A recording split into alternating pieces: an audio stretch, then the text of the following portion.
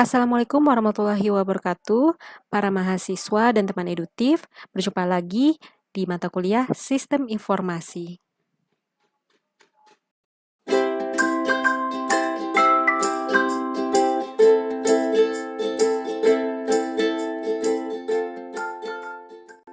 Pada video part 3 ini, kita akan membahas mengenai pengetahuan. Berikut capaian pembelajaran yang sudah disampaikan pada video part 1 dan indikator capaian yang sudah disampaikan pada video part 1.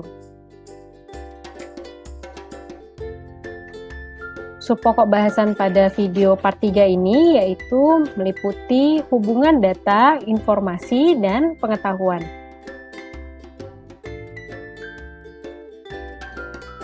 Langsung saja kita masuk pada part 3 mengenai pengetahuan. Pengetahuan atau knowledge itu adalah fakta atau kondisi suatu keadaan yang timbul karena adanya pengalaman. Menurut Alter tahun 1992, knowledge adalah kombinasi dari naluri, gagasan, aturan, dan prosedur yang mengarahkan tindakan atau keputusan. Setelah mengetahui pengertian dari pengetahuan, lalu apa saja tipe-tipe dari pengetahuan?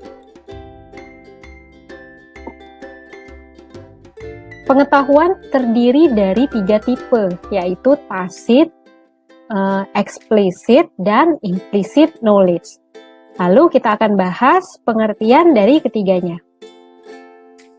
Pengertian tacit knowledge adalah pengetahuan yang susah dijabarkan dengan kata-kata karena masih di dalam pemikiran atau di dalam otak manusia.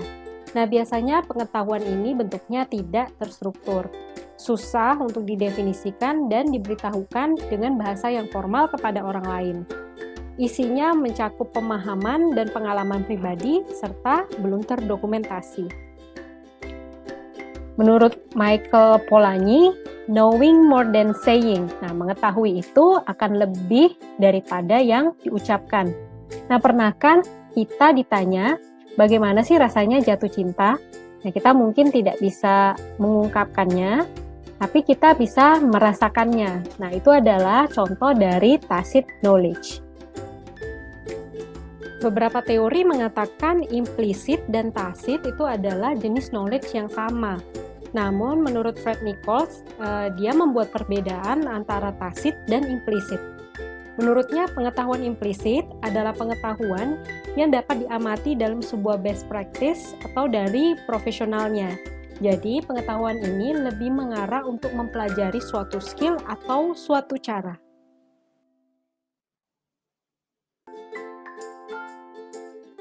Contohnya saat seseorang pergi ke kursus memasak untuk belajar dari seorang chef. Nah, secara langsung. Atau mungkin belajar dari sebuah video memasak dari sebuah YouTube gitu ya. Kemudian mempraktekannya. Nah, ini adalah salah satu bentuk dari implicit knowledge.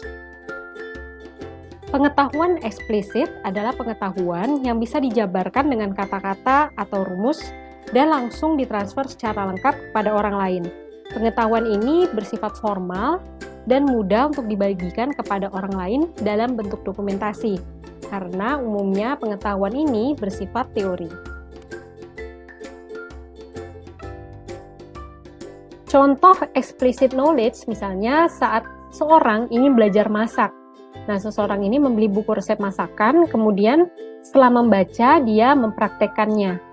Atau seorang yang melihat buku trik mengerjakan soal fisika, sehingga orang yang membacanya nanti dapat lebih mudah memahaminya.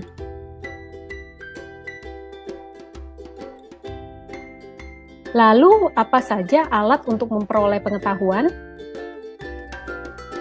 Ada banyak sekali alat untuk memperoleh pengetahuan. Contohnya, blog, website, buku, dokumen, kertas-kertas, bahkan imajinasi, atau apapun yang memiliki arti.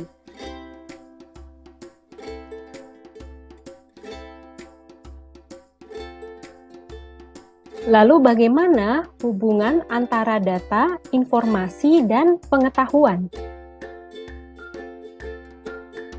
Mari kita lihat hierarki ini.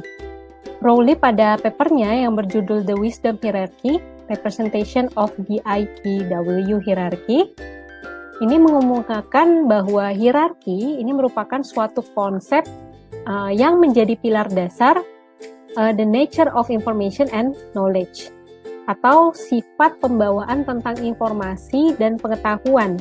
Nah, yuk kita coba mengartikan hierarki ini.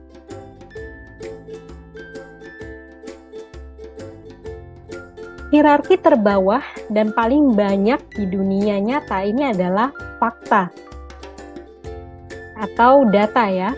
Dan hierarki kedua itu adalah informasi atau hasil pengolahan dari data. Jumlahnya lebih sedikit daripada data. Selanjutnya knowledge atau pengetahuan itu isinya adalah konteks. Konteks dari informasi. Ini didapatkan dari hasil analisis dan akan memberikan kita pandangan terhadap apa yang harus kita lakukan. Dan terakhir yang jumlahnya sangat sedikit itu adalah wisdom, kearifan atau kebijaksanaan. Ini adalah intuisi dari apa yang harus kita lakukan, dan ini merupakan tingkatan yang sulit untuk dicapai manusia. Sebagai contoh, jika kita melihat warna merah, nah merah adalah data. Namun kita tidak bisa mengartikan apa-apa dari warna ini. Nah, saat kita mengolahnya menjadi informasi, diperoleh bahwa lampu lalu lintas di persimpangan Jalan Gatot Subroto itu berubah menjadi warna merah.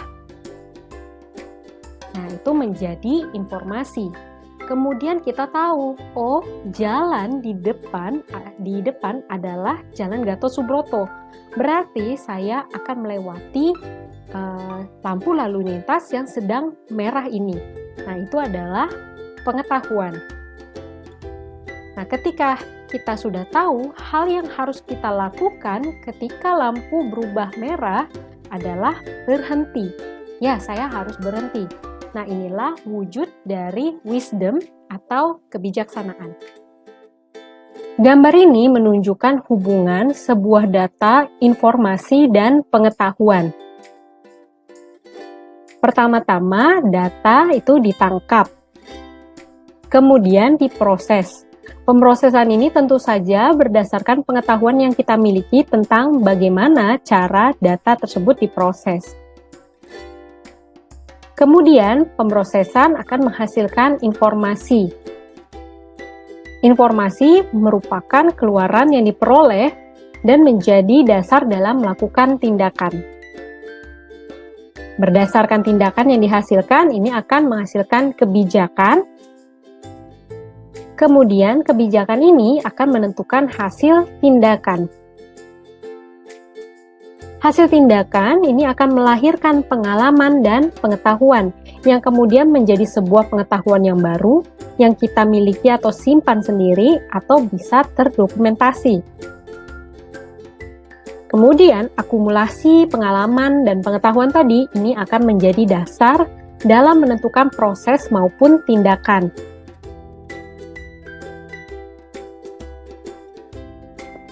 Berakhir materi kita lakukan penutup berupa evaluasi. Kita ulas sedikit materi yang telah kita pelajari hari ini. Pengetahuan adalah fakta atau kondisi suatu keadaan yang timbul karena adanya pengalaman. Explicit knowledge adalah pengetahuan yang bisa dijabarkan dengan kata-kata, berbentuk dokumentasi, dan merupakan pengetahuan yang bersifat teori. Tacit knowledge adalah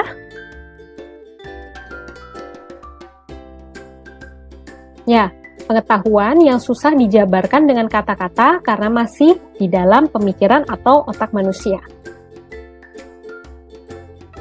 Dan yang terakhir, implicit knowledge adalah